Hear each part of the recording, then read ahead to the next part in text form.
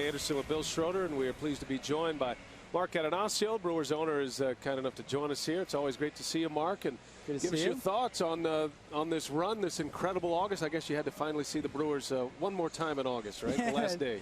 It's exactly how I felt. We just got back from Italy with the family 2 nights ago, and just wanted to be here tonight. How is following the team on the other side of the pond in Italy? Is that some early mornings, late nights? Much to Debbie's chagrin. Actually, Debbie was up watching with me, but the first night we fell asleep. After that, we watched every game. Got yourself on schedule at that point. Right. Well, Randy Wolf back on the mound facing Alan Craig to start the 3rd inning. 2-1 is our score. All 3 of the runs have come via the home run ball. First of all, Mark, you got to be just proud to see what the fans in Milwaukee and Wisconsin have done again. 3 million fans once again this year. You know, Bill, all over baseball, people are talking about this. And what's interesting is, we've had 3 million fans before, not only in 08, but in 09. But when you're not winning, as we weren't, we didn't win in 09, people kind of forget. And now it's, written everywhere. Gee, the Brewers draw these fans. Well, 3 years out of 4, we've drawn these fans. Right. The fan support, and the reason I'm making that point is that the fan support has been consistent. It's not like these are fair weather fans. These are, real serious baseball fans, and they come out to support their team. Well, the success of the team has opened up a national spotlight in a lot of areas, not just in television, radio, but certainly print. And yeah. I'm anxious to hear your reaction after the SI article came out and 3 of your players on the cover of Sports Illustrated. That. I just was so proud of that. You haven't, I guess, been on the cover since 1987. Mm-hmm. And one of the nice things about that cover is it captured the joy our guys have playing baseball. Alan Craig into right field. This is playable for Hart. And there is the first out of the 3rd inning.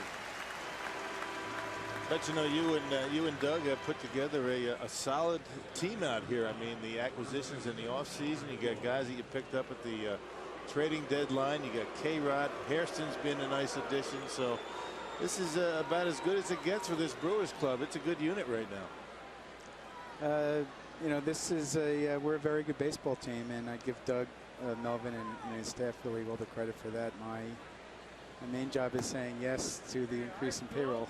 So which is a big yes. That's a big yes. That is a big yes. Don't minimize that contribution. They, Doug is relentless in just going through every potential option. And Albert Pujols in the air. And Hairston's got it for out number 2. Doug always has not only a plan B, as a plan C. And even today, I got to the park tonight. I called him to check in, and we've got a few hours left. I doubt there's anything we can do at this point, but he was still going through every potential option, what we might be able to do to add to the club, before the September 1st deadline for making roster additions for playoff purposes. Well, there's Doug Melvin, Brewers general manager.